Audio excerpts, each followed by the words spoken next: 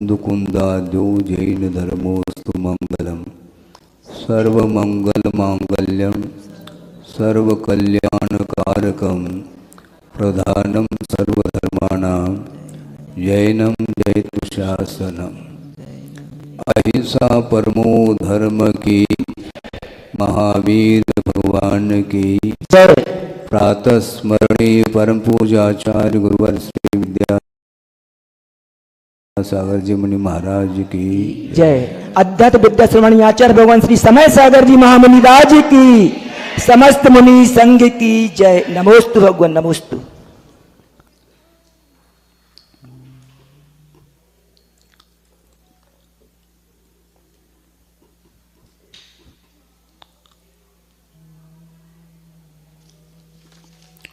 उपाधिभूत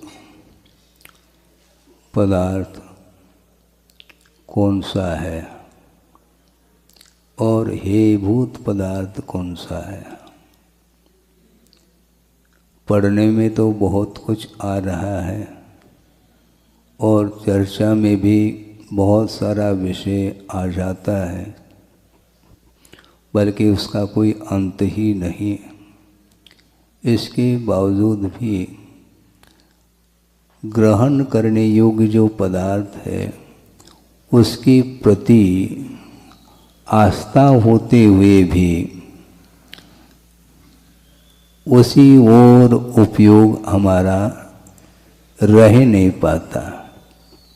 आस्था भी है, रुचि भी है, इसके बाद भी ऐसा क्यों होता?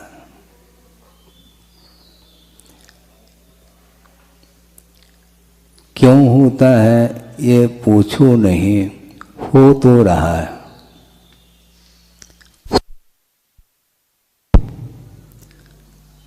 क्यों नहीं पूछना, किंतु नहीं चाहते हुए भी उस ओर बार बार उपयोग जा रहा है।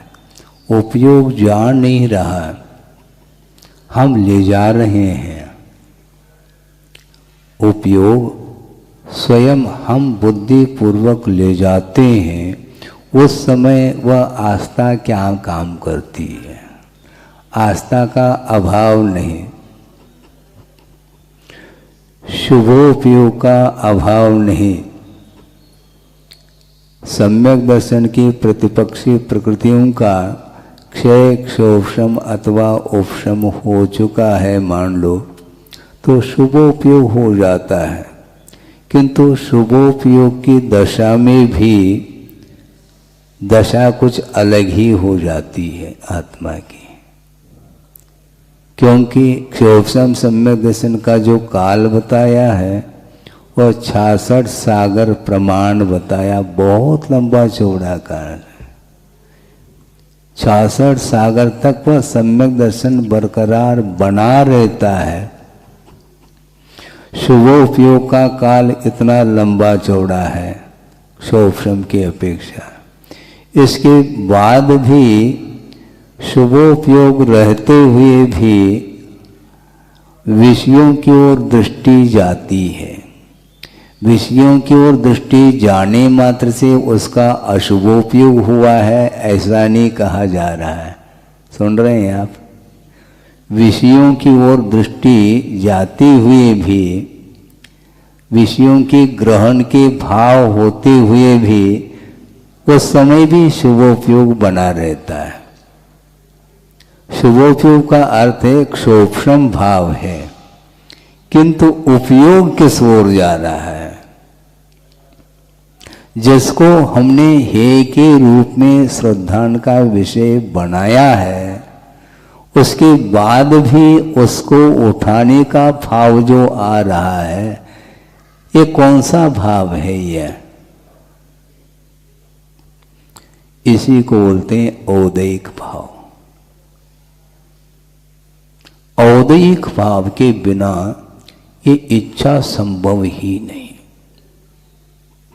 क्षोभशम भाव तो बना है हमारा, बना है, हम मान रहे हैं, किंतु पर वस्तु को ग्रहण करने का जो भाव मन में आ रहा है, उस समय क्रोध मान माया लोभ में से किसी न किसी एक कषाय का उदय हुआ है, और उसके उदय में ही हम जब कभी भी ग्रहण करते हैं तो उदय होना अनिवार्य है, किंतु उदय होते हुए भी ग्रहण हो यह भी अनिवार्य नहीं है।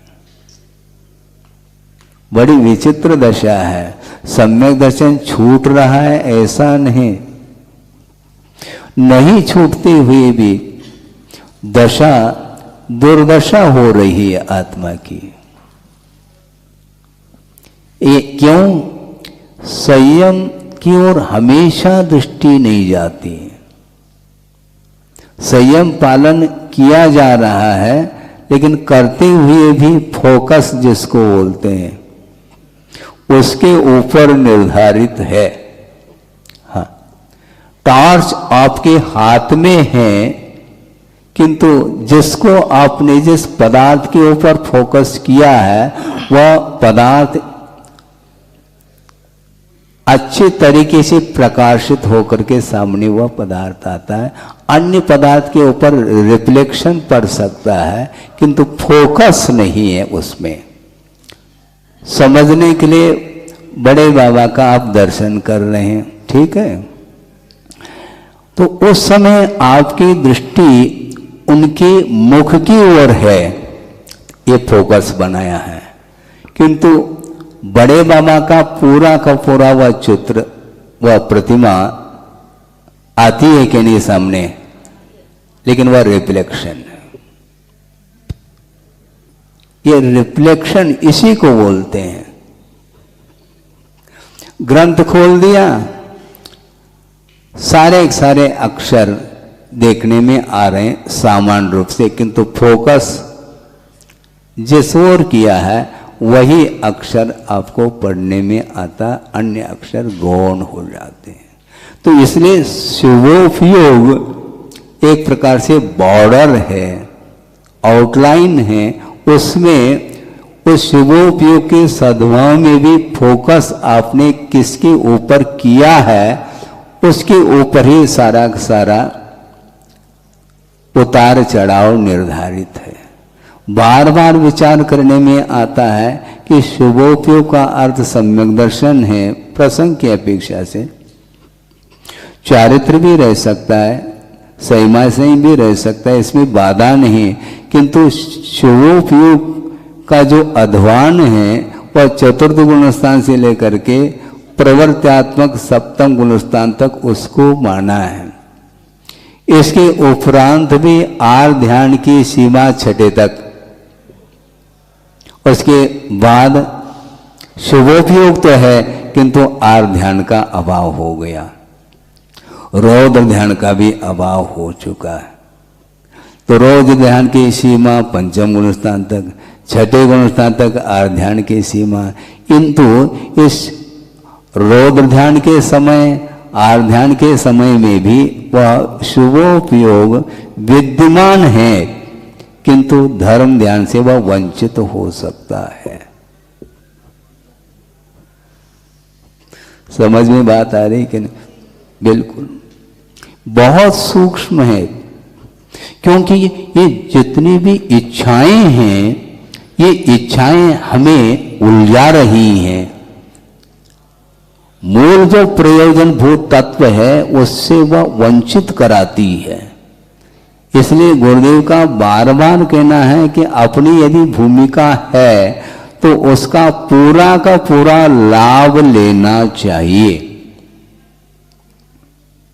लाभ लेने के लिए कौन बाध्य कर रहा है मुझे बताओ?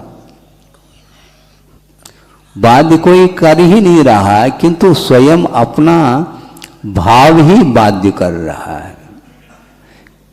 अर्थ यह है कि इच्छाएं जो होती हैं उस समय निश्चित रूप से औदैहिक भाव काम कर रहा होता है। शोषण भाव फिर कब काम करता है महाराज? क्यों नहीं करता है?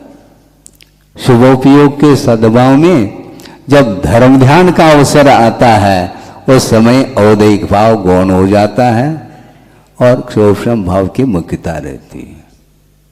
6 आवश्यकों का पालन कर रहे हैं, उसमें भी फोकस ही है, किंतु 7वें आवश्यक की ओर फोकस नहीं हमारा।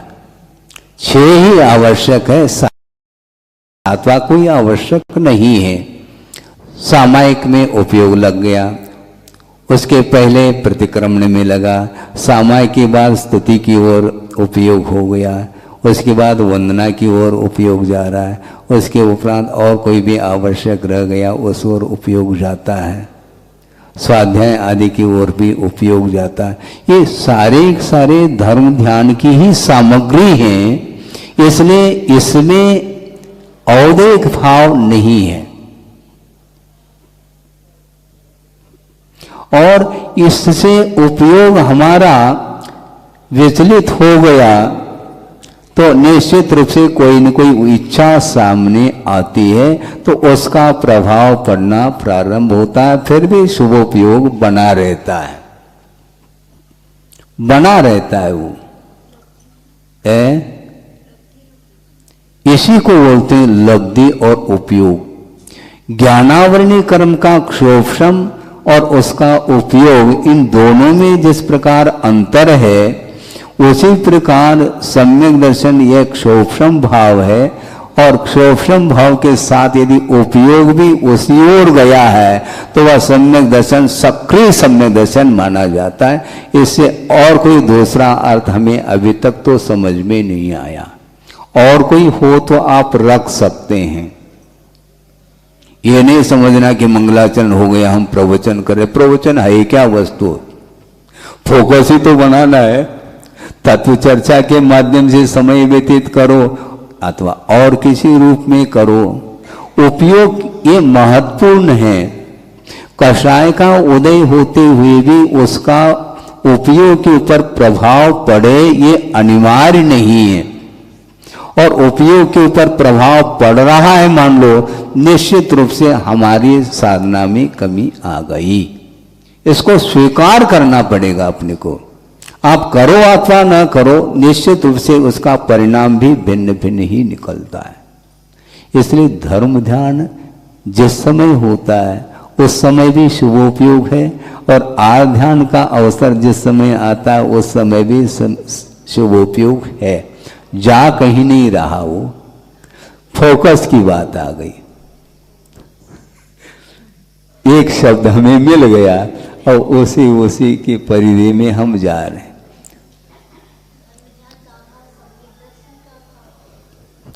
बिल्कुल ना, क्या तो आर्ध ध्यान आएगा।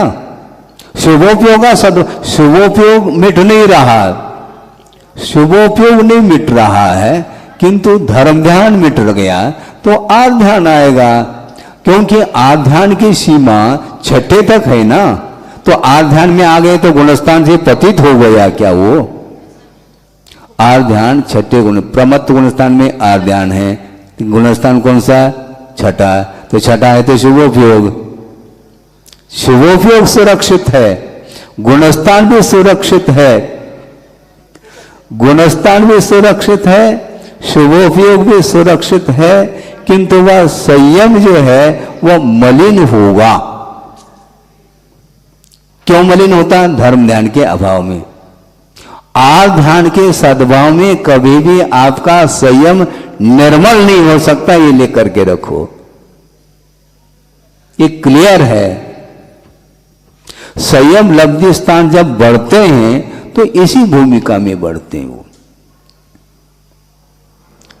धर्म ध्यान प्रगाढ़ता की ओर है तो संयम लब्धि स्थान बढ़ेंगे, और धर्म ध्यान यदि हीमान होने लग गया, गाड़ी रिवर्स। जैसे लेशा की परिणति है उसी प्रकार इसकी परिणति है। सम्यक दर्शन है, शुभोपयोग है, हम निश्चिंत हो जाएंगे, गलत बात। इसलिए अंतर मूर्त में वह अवसर आ सकता है जिसमें सम्यक दर्शन भी समाप्त हो सकता है, अर्थात शुभोपयोग भी समाप्त हो सकता है। इसलिए आर्ध ध्यान और रौद्र ध्यान से बचना चाहिए अपने को। हाँ, कब तक धर्म ध्यान करें महाराज? अरे धर्म ध्यान से भी उब रहे हैं और आर्ध ध्यान से, आर्ध ध्यान में तो अच्छा मन लग सकता है। और धर्म ध्यान की बात आने लगी तो सफोकेशन, घुटन सी होती है। वो बहुत कब तक करें धर्म ध्यान धर्म ध्यान। तो और क्या करना चाहो? आर ध्यान करना चाहो क्या? आर ध्यान हमारे लिए उपादेय है क्या? आर ध्यान हमारे लिए साधन है क्या? नहीं। परे मोक्ष हेतु।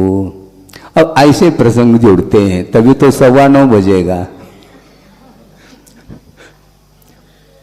परे मोक्ष हेतु आगे के जो 2 ध्यान हैं, धर्म ध्यान और शुक्ल ध्यान, ये मुक्ति के लिए कारण है। और आर ध्यान रौद्र ध्यान पारिशेष न्याय से संसार के लिए कारण है। तो आर ध्यान में हम अपने आप को क्यों उलझाएं? नहीं उलझाना चाहिए। संयम लेने के उपरांत प्रति समय विशिष्ट निर्जरा होती है, सामान्य निर्जरा नहीं होती। अग्रे सम्य दृष्टि की अपेक्षा से गुणित क्रम से निर्जरा होती है। तो ऐसी स्थिति में एक समय मौलिक है, उसको धर्म ध्यान के माध्यम से अथवा धर्म ध्यान के साथ उस समय को व्यतीत क्यों न किया जाए? आर ध्यान क्यों? आर ध्यान करना पड़े तो बात अलग है। क्या कह रहा हूं? आर ध्यान मान लो करना पड़ रहा है, मजबूरी है, कोई बात नहीं, इच्छा नहीं होनी चाहिए।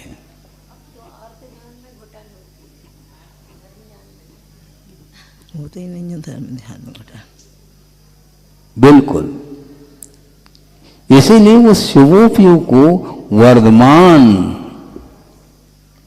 हाँ, वर्धमान होना चाहिए।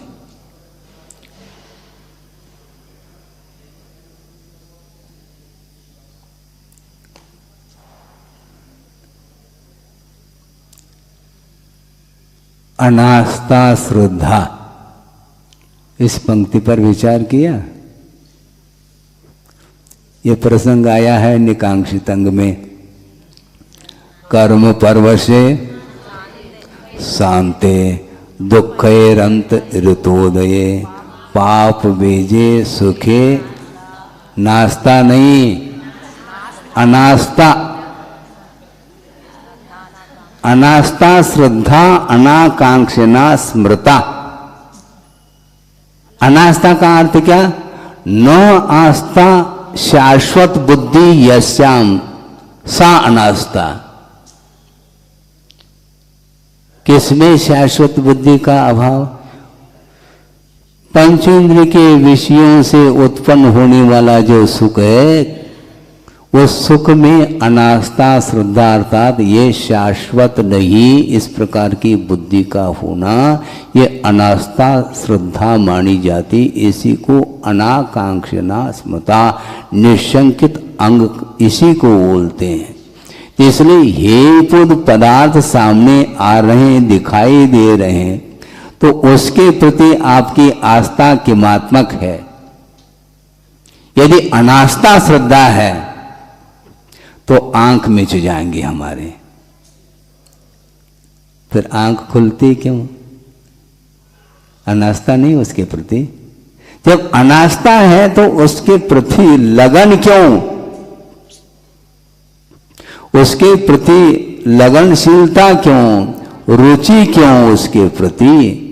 जब आपने ही परिणामों के माध्यम से श्रद्धान कर लिया कि ये हेभूत पदार्थ है, मेरे लिए यह अभिशाप है, यह संसार के लिए कारण है अथवा आर ध्यान रौद्र ध्यान के लिए निमित्तभूत है, इस प्रकार जब आस्था के माध्यम से स्वीकार ही कर लिया, फिर आर ध्यान का अवसर आने नहीं देना चाहिए। बनती कोशिश, पूरी शक्ति लगा करके धर्म ध्यान में ही हमारा समय व्यतीत हो जाए भगवान, तो भगवान मना कर रहे हैं क्या? तो भगवान के सामने ऐसा क्यों कह रहे हैं आप? भगवान धर्म ध्यान में ही मेरा समय व्यतीत हो जाए, तो भगवान कहाँ मना कर रहे हैं? भगवान तो यहां तक कहना चाहते हैं मेरे तरफ भी मत देखो। हाँ, क्यों? नासा दृष्टि। क्यों? क्योंकि शुद्ध परमात्मा तत्व जो अपना तत्व है वह उपादेय है, उसको फोकस बनाओ। हाँ? उसको ना बनाओ तो कम से कम भगवान को फोकस बनाओ। गुरुदेव का कई बार कहना रहा, हमने तो मार्क किया और उस समय बहुत फोकस बनाते हैं हम भी कि गुरुदेव क्या कहना चाहते हैं। उनका कितनी उनकी सूक्ष्म दृष्टि है कि भगवान के सामने हम खड़े हैं, भगवान की वंदना कर रहे हैं, उस समय छत्र को भी फोकस मत बनाओ, चंवर को भी फोकस मत बनाओ, भामुंड को भी फोकस मत बनाओ, सिंहासन को भी फोकस मत बनाओ। ये जो अष्ट प्रातिहार्य है ये अनंत चतुष्टय के प्रतीक है नहीं, ये बहिरंग लक्ष्मी है, बहिरंग वैभव है उनका। तीर्थंकर प्रकृति के उदय का एक परिणाम है कि सामान्य केवली के लिए तो इस प्रकार के प्रातिहार्य नहीं होते, किंतु जो तीर्थंकर होते हैं उनके समोषण की रचना, उनके लिए प्रातिहार्य आदि आदि। किंतु ये बहिरंग लक्ष्मी है, इसको भी हमें फोकस नहीं बनाना। तो किसको फोकस बनाना? केवल वीतराग जो छवि है, प्रतिमा जिन बिंब है, उसको फोकस बनाना। और उसको फोकस बनाते हुए भी प्रयोजन को भी पवित्र रखने के लिए कहा। हाँ, तब कहीं जाकर के वंदना हमारी पूरी हुई ऐसा समझ लेना, ये उनका कहना है। मतलब कहाँ ले जाना चाह रहे हैं हमें, हमारी दृष्टि नहीं जा पाती, किंतु उनके वचन बार बार बार बार दोहराते हैं और उनका चिंतन मनन आदि करते हैं, तो निश्चित रूप से भावों में पवित्रता, और कहीं भी रहो जनबिंब की वंदना हो जाएगी, ये निश्चित बात है। इसका अर्थ हम ये नहीं कह रहे कि वंदना करना छोड़ दो, ऐसा नहीं। मान लो किसी की क्षमता नहीं, वो क्या करेगा मुझे बताओ? अस्वस्थ है, चल फिर नहीं पा रहा है, तो 6 गरिया चलेगा क्या? वो चढ़ेगा नहीं। अपने घर में ही 6 गरिया का दृश्य देख सकता है, अपने घर में 6 गरिया, तो और क्या कर सकते हैं बोल? बिल्कुल घर में ही घरिया, 6 घरी, क्या वस्तु है। यहां से श्रम करके वहां तक पहुंच गए, इसके बाद भी हमारा फोकस यदि जनबिंब की ओर नहीं रहा तो बहुत हमारा उपयोग बहुत चंचल कहलाया है। इसलिए अपने चंचल मन को स्थिर करने के लिए बार बार हमें संबोधित करते हैं। हाँ? वो कहीं भी रहें, वो अपने हृदय में रहें, पर्याप्त है। हमें क्या कर सकते हैं, क्योंकि परिणति को हम रोक नहीं सकते, ये सिद्धांत है। कहाँ तक हम वो करें, लेकिन फिर भी अपने हृदय को विराजमान करेंगे गुरु और प्रभु को, निश्चित रूप से परिणामों में निर्मलता आ सकती है। तो बात ये चल रही थी कि शिवोपयोग विद्यमान रहते हुए भी आर ध्यान में वह आ जाता है, रौद्र ध्यान में आ जाता है। और मान लो आर ध्यान और रौद्र ध्यान की प्रगाढ़ता होती है तो फिर शुभोपयोग भी हिलने लग जाएगा, वह नीचे की ओर चला जाएगा। वर्धमान चरित्र तो है नहीं, आर ध्यान वर्धमान हो रहा है, चारित्र वर्धमान नहीं हो रहा है। आर ध्यान और रौद्र ध्यान में यदि मान लो प्रगाढ़ता है तो निश्चित रूप से वह नीचे की ओर चला जाएगा, उसको रोक नहीं पाएंगे आप। इसलिए बहुत सावधानी की आवश्यकता है। प्रातिहार ये अरहंत परमेष्टि के ये चिन्ह हैं, फिर भी गुरुदेव ये कहते हैं तो वो वैभव है। उस वैभव, ये उनका वैभव है। तुम अपना वैभव तो देखो, क्या वैभव तुम्हारा है, वर्तमान में क्या चल रहा है, कितनी निर्मलता है। इस इतना वैभव मिलने के उपरांत भी, अनंत शक्ति के धारक होने के उपरांत भी नासा दृष्टि को छोड़ करके अन्यत्र उनकी दृष्टि नहीं जाती। शक्ति नहीं है क्या? उनकी शक्ति नहीं है। हम तो मुड़ मुड़ करके देख रहे हैं और वो आंख खोलना नहीं चाह रहे हैं। ऐसा क्यों? क्या पैरालिसिस हो गए क्या? क्या हो गया है? काई हो गयो क्या हो क्या गया? कुछ नहीं हुआ। यही स्वभाव की ओर दृष्टि मानी जाती। दिव्य शरीर है, दिव्य वैभव है, अन्यत्र उस प्रकार की तुलना नहीं की जा सकती, अतुलनीय वैभव है। इसके उपरांत भी ये बहिरंग वैभव है, उन्हें केवल ज्ञान में वह झलक रहा है। इसलिए उस ओर दृष्टि नहीं, केवल आत्मदृष्टि, आत्मदृष्टि बनी रहे। बहुत विकास, निरंतर उसका विकास होगा, उसको रोक नहीं पाएंगे। ये परिणाम कहीं बाहर से आ रहे हैं क्या? क्यों? ये परिणाम कहीं बाहर से आ रहे हैं, इस खिड़की में से वेंटिलेशन हवा आ रही है ना, उसी प्रकार उसी में से कहीं भाव आ रहे हो बाहर से, कुछ नहीं। अपने आत्मगत ये परिणाम है, केवल फोकस बनाने की आवश्यकता है। बहुत अच्छा है, शब्दार्थ भी बहुत काम करता है भाव तक पहुंचाने में। हम इसे देखिए बहुत अच्छा फोकस है ये। एक छोटा सा प्रसंग आपके सामने शायद रखा हो, नहीं रखा हो बात अलग है, शायद रखा भी हो तो रिपीट करने में कोई दिक्कत नहीं। हाँ, फोकस बनाने की बात है ना। हाँ, एक व्यक्ति आए, वह शीतकाल का समय था और यहीं का कुंडलपुर का ही, और सामाय का समय हो रहा था। भक्ति के पश्चात आचार्य महाराज मंदिर में पहुंच गए सामायिक के लिए, और श्रावक ने सोचा बाहर लहर चल रही है, इसलिए दरवाजा बंद कर दिया जाए। तो उन्होंने बंद कर दी, ठीक है। और उसी में उसी तत्काल संयोग ऐसा जुड़ गया, एक बाहर का व्यक्ति आया।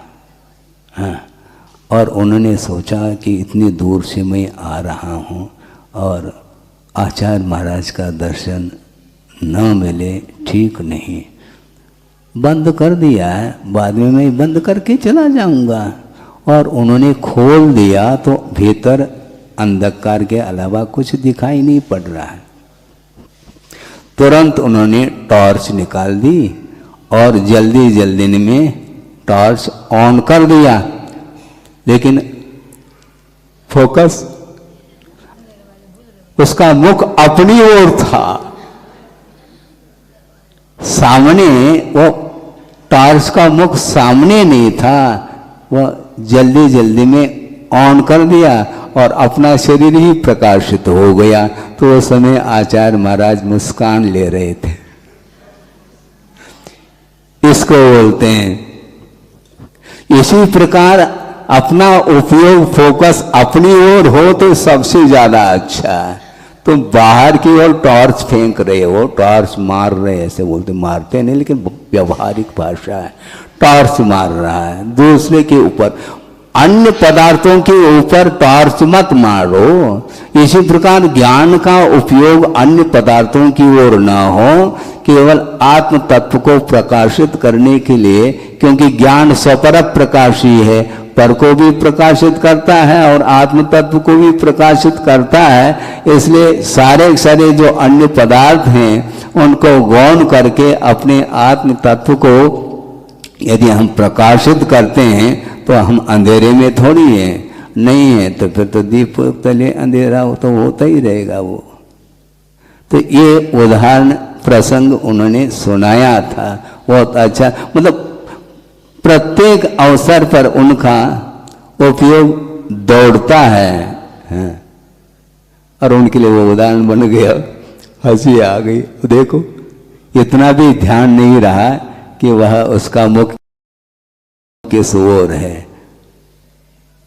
तो इसी प्रकार हमारा उपयोग हमेशा अपने आप में रहे तो निश्चित रूप से परिणामों में पवित्रता निरंतर बढ़ती जाएगी। बड़े इस पवित्र भावना के साथ अहिंसा परमो धर्म की जय। बोधि समाधि परिणाम शुद्धि स्वात्मोपलब्धि शिव शोक सिद्धि चिंता मनिम चिंतित वस्तुदाने त्वामंद मानस्य ममास्तु। परम पूजाचार्य गुरुवर श्री विद्यासागर जी महाराज की जय।